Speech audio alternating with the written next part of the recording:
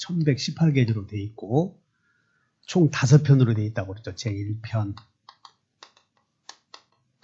민법에 공통적으로 적용되는 원칙이 총칙인데 거기 총칙을 한번 보셔봐. 거기에 그 48페이지에 그 민법의 책의 맨 위에 보면 통칙 나오죠. 통칙 이렇게 되는 게 여기는 1편 이렇게 되는데 1장 여기가 민법에 공통적으로 적용되는 통칙이다 이렇게 나오고 2장은 이제 사람을 규율하고 있다고. 그래서 사람은 생존하는 동안 권리 의무의 귀속의 주체가 된다 이렇게 나와. 그래서 우리 지난주에 배운 사람들은 계약을 체결해서 유효가 되려거든 사람이 살아있어야 된다고 배웠어. 죽어서 해야 된다고 배웠어요. 산자 이렇게 나오지. 여기서 이렇게 배운다고. 사람은 생존하는 동안 권리 의무 귀속의 주체가 된다. 그래서 인을 배우고 그 다음에 사람보다 더 오래 사는 사람을 뭐라고 불러요? 법인. 여기는 자연인을 가리켜. 여러분들 같이 숨쉬고 사는 사람들은 그냥 오래 살아봐야 100세라고 이렇게. 그럼 100세라면 80세 되면 뭐 사람 오래 살아봐야 소용없다고. 80세 되면 산에 있으나 집에 있으나 같아. 근데 요즘에는 과거에는 그런 얘기를 했는데 지금은 80세 되어도 뭐 정정하니까. 그래서 적어도 100세 정도는 자연인의 생명력을 확장할 수 있는데 자연인의 생명력은 여기 있는 유한하다 그래요. 유한한 자연인의 생명력을 무한하게 제한 없이 만들려고 사람이 만드는 제도를 법인이라고 그래. 그래서 우리는 요거를 뭐라고 그러냐면 따라서 해보자. 당사자. 생각나? 지난주에 배웠던 거? 당사자라고 그래. 그 다음에 이제 4장은 무엇이 등장하냐면 물건이 나오는데 물건에는 이제 여기 우리는 자 동산과 부동산이라는 게 있는데 부동산에는 여러분들 뭐 학개론에서는 부동산을 법적 측면, 뭐 기술적 측면, 경제적 측면 그리고 두 가지 다 합해서 하면 복합적 측면 어쩌고 배웠죠? 근데 민법은 그런 거 배우는 게 아니야 그냥. 민법에서는 토지와 건물은 부동산이다 이 정도 배우고 말아버려. 다시 한번 토지, 건물. 그럼 토지와 건물은 이제 붙어버리는 걸 두 개의 물건이 붙는 현상을 부합이라고 하거든. 부합. 그래서 부합이라고 하는 것은 두 개의 물건이 결합하는 경우 하나의 물건으로 취급하는 현상을 부합이라고 그래. 그럼 이제 토지와 건물은 붙을 수가 있겠어, 없겠어? 그래서 그것이 시험이 나와요. 이게. 건물은 토지에 부합한다. 그럼 말이 안 되는 얘기야. 그래서 우리 민법에서는 따라서 토지 따로, 건물 따로, 별개의 물건으로 취급을 해. 토지 따로, 건물 따로. 토지와 건물 한 개로 취급할 수는 절대 없다 하시면 돼. 다시 한번 토지 따로, 건물 따로. 두 개의 물건을 하나로 취급하는 것은 있을 수 있어 없어요? 특별한 경우를 제외하고는 없다 하시면 돼요. 토지와 건물은 붙는다고 붙지 못한다고 부합이라는 게 있을 수 없다. 이 정도 알면 돼. 그리고 무슨 뭐 토지 위에 정착물 그런 거 배우는 게 아니야. 그냥 우리 눈에 토지 그리고 건물 이것만 부동산이라고 하지. 이제 공법에서는 건물을 건축물 또 용어가 바뀌어져 이렇게 건축물이라고 한다. 근데 민법은 토지 건물 이 정도 마시면 돼. 그 다음에 5장은 무엇이 등장하냐면 사람이 물건을 어떻게 물건에 대한 권리를 어떻게 취득하느냐 취득. 그래서 취득하는 수단이 법률행위를 통해서 넘어간다는 거지. 그래서 법률행위는 사회에서 거래행위라고 그랬죠? 자, 따라서 해본다. 사람이 물건을 거래할 때는 신의 칙에 따라 하라. 이게 통칙이야 이게. 사람이 물건을 거래할 때는 신의 성실에 따라 거래하라 이렇게. 그거 배우는 거예요 민법에서는. 그것을. 그 다음에 6장은 뭐가 등장하냐면 6장은 기간. 거래 기간은 몇 년이냐. 7장은 소멸시효. 그러면 그냥 읽어보면 된다고.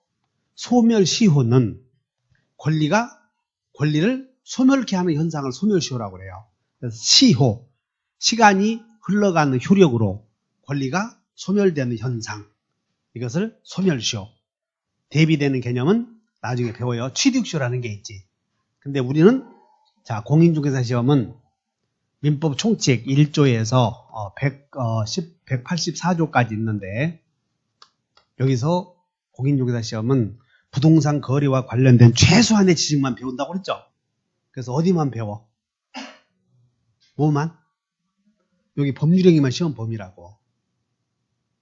머릿속에 들어오셨어? 다시 해. 민법 총칙에서는 어떤 것만 배운다고? 다시 법률행위. 두 번 시작. 근데 법률행위를 뭐라고 배웠어 지난주에? 거래행위. 그냥 그렇지 다 같이 의사표시가 들어가는 행위. 두 번 시작.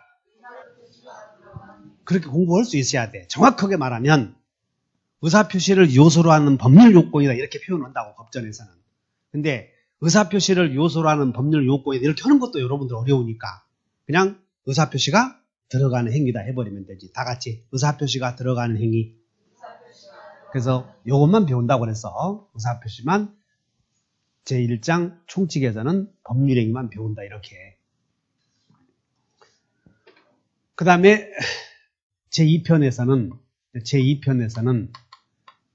사람과 물건 간의 법률 문제를 규율한 법을 물권법이라고 하는데, 그럼 이렇게 돼. 이거 5장 법률행위는 물권을 취득하는 경우에도 적용된다는 거예요. 이렇게 물권을 취득하려고도 물권을 취득하기 위해서도 막 패고 막 빼앗아 와야 돼. 의사표시를 통해서 넘겨받아야 돼. 그렇지. 막 두들겨 펴면 안 된다고 이렇게. 마약 먹이고 잠잘 때 빼앗아 오면 안 된다고 이렇게. 그래서 뭘 통해서? 의사표시를 통해서 물권도 취득한다는 거지.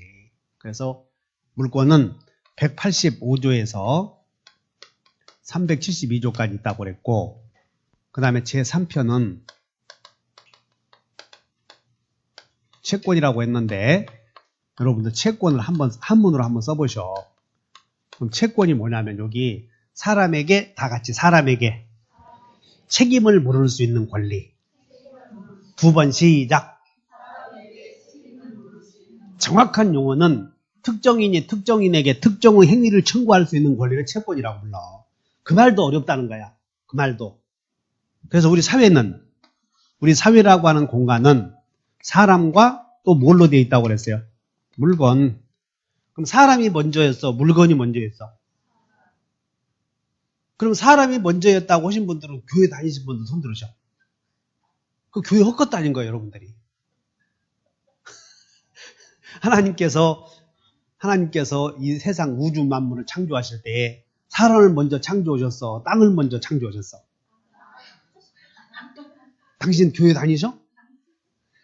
은연중에 우리 사회는 기독교의 영향이 대단히 크게 자리 잡고 있어. 이렇게 배우지 않았어도 땅이 먼저 생겼대. 그리고 땅으로부터 사람을 만들었지. 하나님이 인간의 형상을 만들어서 거기다가 훅 영을 불어넣었잖아. 이런 거. 그랬더니 반짝반짝 사고력이 생기고 빛나는 눈이 생겼지. 이렇게. 그래서 사람이 먼저요, 물건이 먼저요. 그래서 법전도 물건부터 나오는 거예요. 이렇게. 물건에 대한 권리를 어떻게 규율할 것인가. 이렇게. 그러면 저는 교회 다니는 것 같아? 안 다니는 것 같아? 다니기는 다니는데 우리 상전 차 교회 다니라고 이렇게 태워다 주러 간다고. 안 가면 마음이 불편해서 일주일 동안 사람 갈고 이렇게. 그래서 나하고 이제 목사님 설교 듣고 와서 다툼이 생겨. 우리 애들하고 있는 데서 다툼이 생기면 나하고 목사님하고 설교하는 내용에 대해서 분쟁이 생기면 집사람은 목사님 편 들겠어? 내 편 들겠어? 목사님 편 들지? 그럼 애들은 뭐라고 하냐면 돈 벌어다 준 아빠 편 들어야지 왜 목사님 편 드냐고. 이렇게. 누구 편 들어야 돼? 가정이라고 하는 가장 이 작은 단체 사회는 국가의 권력 어느 누구에 의해서도 침해받아서는 안 된다고. 이렇게. 이 가정은 무조건 가정 구성원들을 감싸줘야 돼. 그래서 조금 가족의 구성원인 가족이나 남편이 조금 소홀하더라도 다른 사람과 비교해야 돼. 오로지 구성원들만 사랑해야 돼. 사랑해야지 그걸 왜 그냥 막 배척하고 그러냐고 이게. 가정을 구성하게 된 이유가 여러분들 남녀가 여기서 배운다고요. 채권편에서 4편